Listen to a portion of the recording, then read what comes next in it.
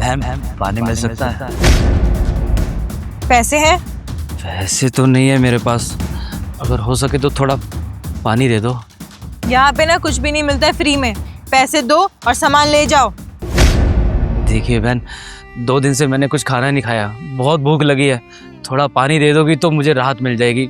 थोड़ा पानी दे दो। अरे बोला ना नहीं है पानी यहाँ पर, जाओ। समझ नहीं आता एक बारी में।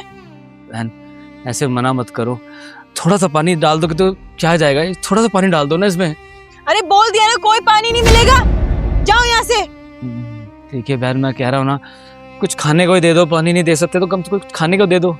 देखो अभी ना प्यार से समझा रही हूँ, अगर नहीं गए ना तो दुनिया को बुला के ना तुम्हें पिटवा दूंगी। जाओ यहाँ से। एक तो बोनी नहीं होती है, ऊपर से लोग आ जाते हैं मुंह उठा के फ्री में पानी लेने। सुनिए, प्यास लगी है आपको? जी भाई साहब। पानी पियेंगे? हाँ पानी पीऊंगा भाई साहब। लीजिए।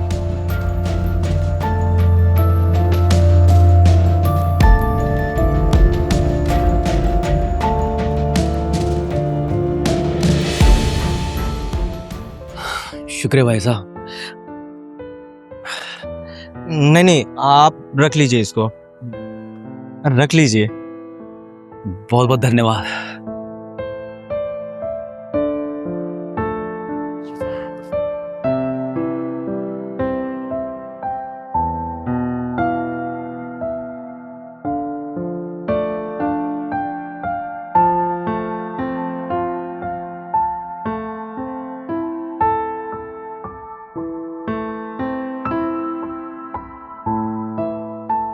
लगता है बहुत ज्यादा प्यास लगी थी आपको।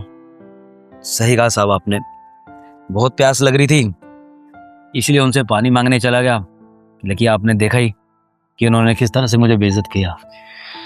भूख लगी है आपको? कुछ खाओगे? दीदी कुछ खाने को है क्या? जी साहब बताइए ना क्या लाऊं? क्या खाओगे आप? साहब कुछ भी मंगा लीजिए। दीदी बिस्किट लेते आओ। जी साहब अभी लाई। ये लीजिए साहब। कौन सा लोगे आप इसमें से? साहब ये वाला। लो। साहब कुछ और लाऊं? नहीं, कुछ चाहिए तो मैं बता दूंगा। ठीक है साहब। खाओ।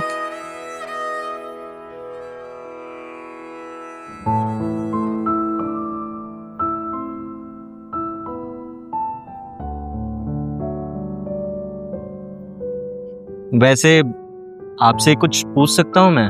अरे हाँ हाँ साहब, क्यों नहीं, आप तो मेरे लिए भगवान का रूप बनकर आए हैं। आप जो भी पूछेंगे मैं जरूर बताऊंगा। आप देखने में अच्छे खासे लग रहे हैं, मेरा मतलब ये है कि हाथ पैर अच्छे खासे हैं आपके, तो आप ये कबाड़ी का काम क्यों कर रहे हो? कोई अच्छा सा काम कर लेते जिससे आपको ऐसे पानी या खाना मांगने की ज़रूरत नहीं पड़ती। मुझे नहीं लगता है कि इसमें आपकी उतनी कमाई हो पाती होगी, तो आप ये कबाड़ी का काम क्यों कर रहे हो? हाँ साहब, आप बिल्कुल ठीक कह रहे हैं। मैं भी आम आदमियों की तरह था, अच्छा खासा मेरा परिवार था, मेरा बिजनेस था, सब कुछ था मेरे पास, किसी चीज़ की मेरे पास कमी नहीं थी। अगर किसी चीज़ की मैं ख्वाहिश करता था तो भगवान उसे पूरा कर देता था। लेकिन कहते हैं ना, अच्छा और बुरा वक्त बता के नहीं आते। फिर मेरी बारी आई और मेरा बुरा वक्त मेरे सर पर आके खड़ा हो गया। देखते ही देखते सब कुछ बदल गया, सब कुछ खत्म हो गया साहब। एक हादसे में साहब मैंने अपने परिवार को खो दिया।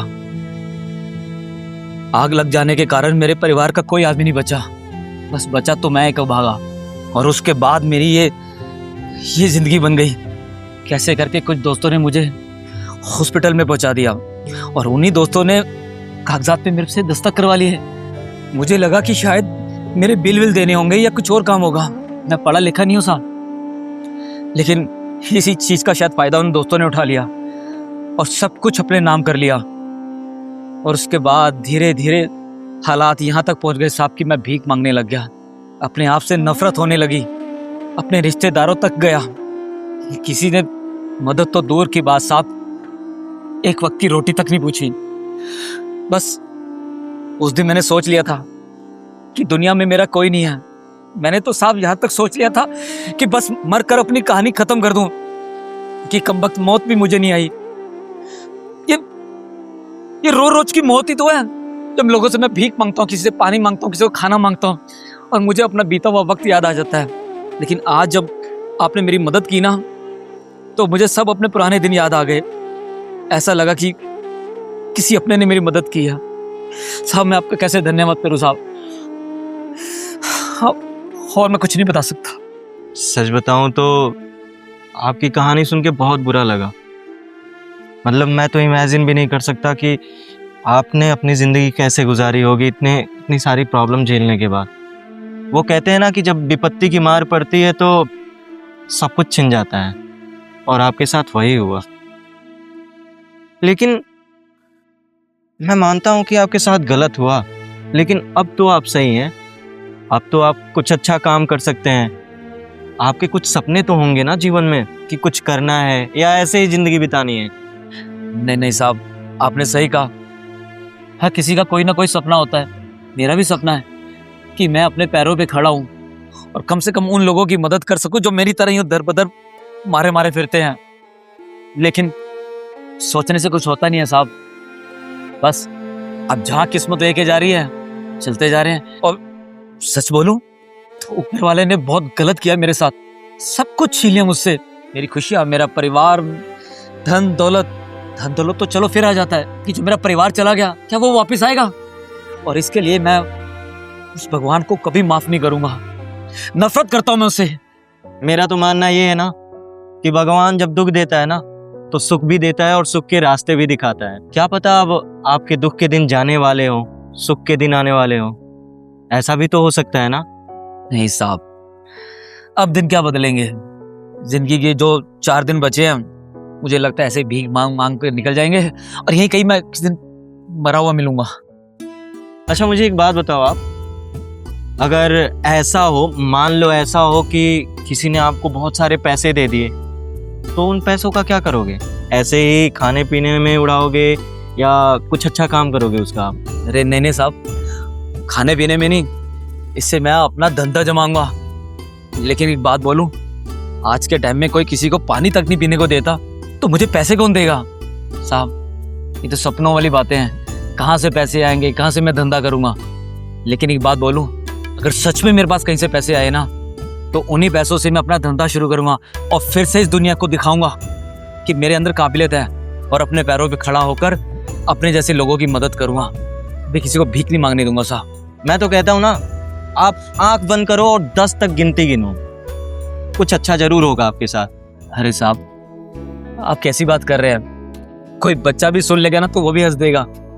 ऐसे राम का नाम लेने से पैसे आ जाता है? अरे पूरी जिंदगी मैंने उसका नाम लिया था। मैंने आपको बताया ना कि क्या हालात कर दिए उसी राम ने मेरे। मुझे नहीं लगता ऐसा कुछ होगा। ये तो बच्चे वाली बातें हैं। मैं मानता हूँ ये बच्चों वाली बातें हैं, लेकिन एक बार आप भगवान पे विश्वास करो और आंखें बंद करके 10 तक गिनती गिनो। ठीक है साहब, अगर आप इतना कह रहे हैं तो ये भी करके देख लेते हैं।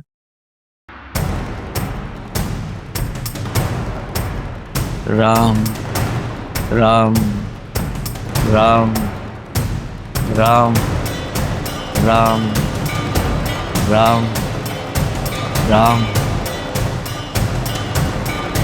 राम राम राम।